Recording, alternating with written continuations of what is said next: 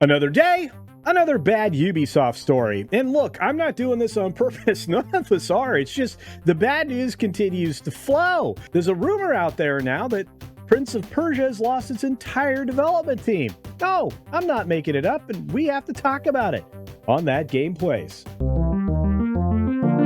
Hi, friends. It's me, CC, here, along with the incredible Nolan Thunder. How's it going, Nolan? Hey guys, welcome to that Ubisoft place. That game place, because they're in the headlines a lot these days.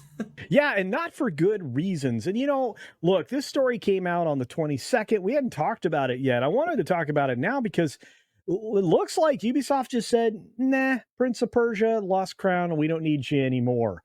Never a good sign to disband if you're planning on DLC or anything else to go with these games. And Ubisoft has been so in love with the live service attached games, you would think that something would be coming out, but no. Well, or maybe not. I don't know. Let's take a look.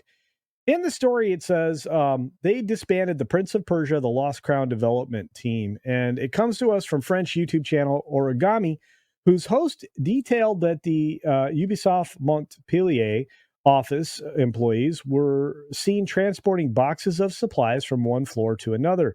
He notes the reason this was being done is because Ubisoft disbanded the Prince of Persia, the Lost Crown development team. Using YouTube's translate function, the Origami host states, in recent days at Ubisoft Montpellier, we are transporting boxes from one floor to another, and it is quite a symbol because it is that of dissolution, not announced to the public, but completed of the team Prince of Persia, the Lost Crown. The host went on to share that the decision to disband the team was made shortly after the game released at the beginning of the year. It released January 18 of 2024. Hey, Nolan, have you heard of this game? Very little. Most of it, I didn't even know it was already out. Comparatively, where Prince of Persia used to be such a huge brand that they even made a movie off of it. Yeah, that's bad. Where did that marketing budget go? Because I know it didn't go to X Defiant, so where did it go? It's a good question because it says here, or he said specifically in the video that he put together, it was clear in the spring, in fact, a few patches, a DLC, and we were packing up. So really, they're done with this game. Now, all the original people have just been shuffled on.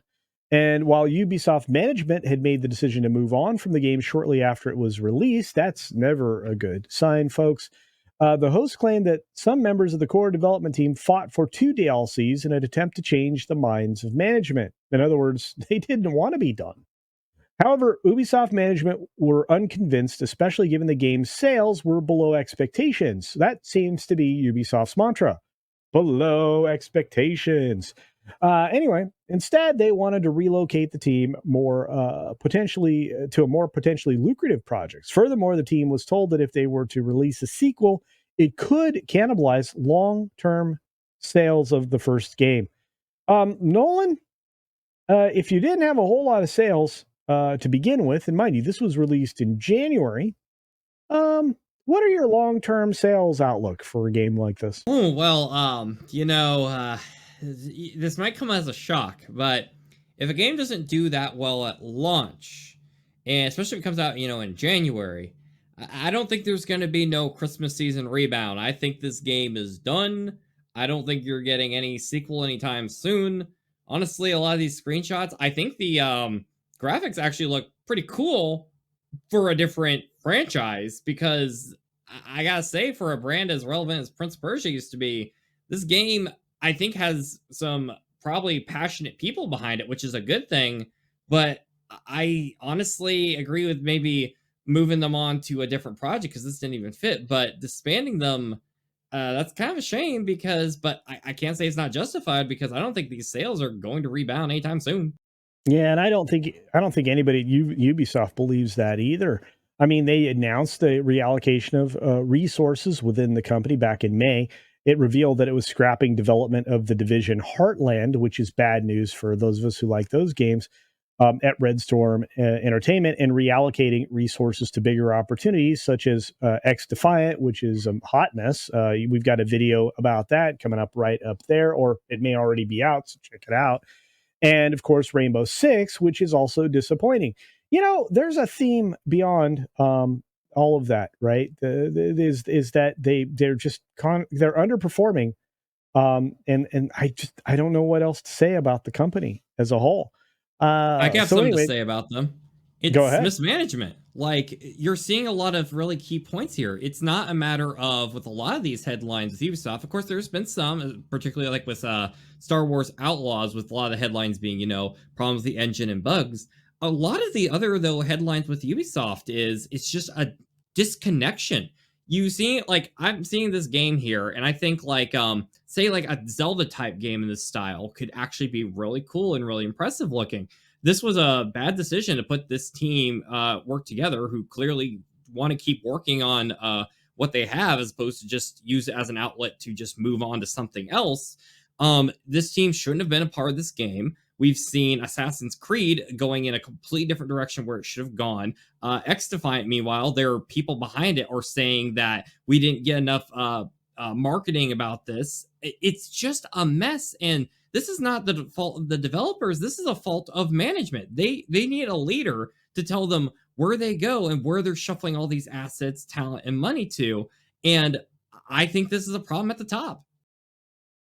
Yeah, I would agree with you. And the fact that the sales are soft, well, that's not surprising. In fact, the sales of this game were a hot mess. It recently released on Steam beginning of August and only hit a peak concurrent player count of 1,446. Now, mind you, Steam is one of the widest platforms you can release a game on because it appeals to PC gamers specifically, obviously, and only.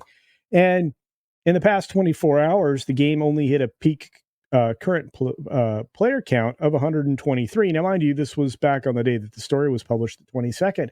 But is that surprising to anybody? No.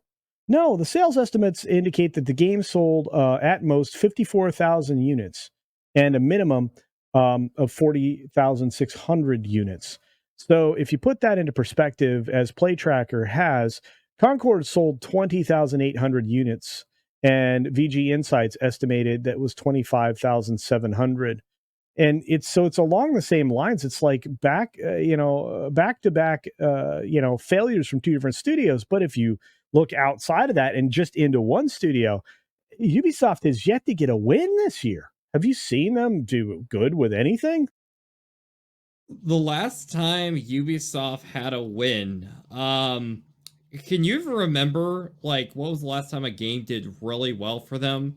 I'm trying not to just think, like, the years ago with, like, Black Flag or Rayman, stuff like that. When was the last time we had a tried and true hit for this company that rebounded faith in this company and its brand and its leaders and the creative teams behind it?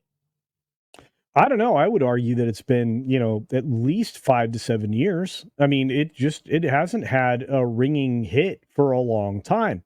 And they kind of sabotaged themselves, I believe, with the fact that they were releasing an Assassin's Creed game every year instead of letting those things breathe and dropping DLC. Yes.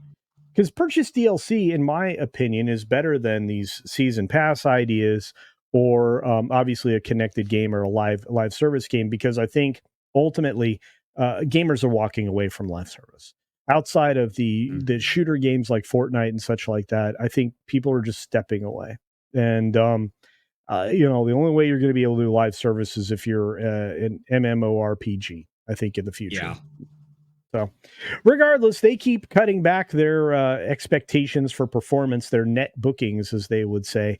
And they dropped their second quarter from 500 million euro to between 350 and 370 million euro. That's a 30% decrease that happened. And it's going to be a real issue. The revised targets are that they're claiming is because they are pulling out Assassin's Creed, moving it to another quarter, and the softer than expected launch for Star Wars Outlaws. But as we already talked about in our X Defiant video, that thing is underperforming as well. So Prince of Persia, X Defiant, the poor release of the Star Wars game, Star Wars Outlaws, and the potential losses from Assassin's Creed Shadows. Nolan, can you point to anything that has been good for Ubisoft lately? Let's see. Was it Ubisoft the one where its workers were like threatening to go on strike? Was that Ubisoft? Not only did they threaten Nolan, not only did they threaten, they are. In fact, the strike actually expanded into a second and maybe potentially third studio. Although we haven't followed up on that article recently. So yeah. Well, that's not good news. Okay, that's very bad. The people behind it don't seem happy. Assassin's Creed got delayed. That's not good news. Uh, they still have a building they're operating in. That they have a roof over their head. That's a good news, right? Well, actually, to be fair, they have several roofs over several heads in several places, and that's maybe another problem that they've had. They've gone so broadly in their studios that, and in so many different directions simultaneously, that I think your previous observation of the leadership is maybe a problem because they don't know how to deal with a fractured company that is working on so many things at so many times. But that's an entirely other conversation for another day. Look, to wrap this up, folks. Um, Ubisoft was certainly going to remove themselves from the equation when it came to Prince of Persia because it just wasn't a game that was in demand. A 2D scrolling Metroidvania kind of mashup game just maybe doesn't have the audience that they used to have. But it's quite possible that given a different direction, different art direction, maybe that game would have been more successful, and maybe a little marketing, because as I think Nolan pointed out, there really wasn't much there. But hey, that's our thoughts. What are yours? Let us know what you think about Prince of Persia, that team suddenly being disbanded. Obviously, it may have been something that was going to be the will of the company anyway, but to remove the idea of expanding upon that in the future really does point to the fact that maybe the sales, something you should have known in advance. Those sales of that game weren't going to be great. But let us know your thoughts in the comment section below. Also, let us know what you think about Ubisoft as a whole, because it seems like string after string of bad ideas has been coming out of this company, along with bad games. Do you think that they'll ever recover? I don't know. Do double check that you are still subscribed to the channel, because it looks like some of you, you're visiting and you're not subscribing. So help us out. It's free and it'll help the channel grow, which is ultimately the goal here. We're trying to get to 10K so we can open up memberships and start doing live competitive streams and great things like that. So check it out, subscribe below, and as always, get your game on.